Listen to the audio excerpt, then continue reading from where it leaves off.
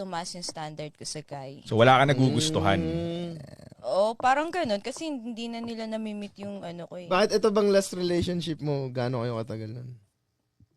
3 years mahigit. Ay, para 5 years din. So dahil ba sa kanya, kaya tumaas yung standard mo sa lalaki? Hindi naman. Parang mas okay na yung mas marami kang makilala. Mas maganda yung marami kang option na. Marami kang ngayon So marami kang option ngayon? Hindi, wala. Baga parang may compare mo lang sila na iba-iba pala yung mga klase ng lalaki. So bago ka mag-settle, mas maganda yung kumilala ka muna. Paano ka makipagkilala? Like, gaano kalalim mo sila kinikilala muna? Depende kung kikilalanin ako. Kasi alam ka naman ako yung unang mag-first move na gusto kita. Kumbaga kung gusto rin ako ng guy, kilalanin. Bibigyan ko rin ng shot. Ikaw, paano mo siya kikilalanin back? Kung paano siya sumagot, pag alam kong medyo pabobo, ayoko na. Ayaw mo na agad?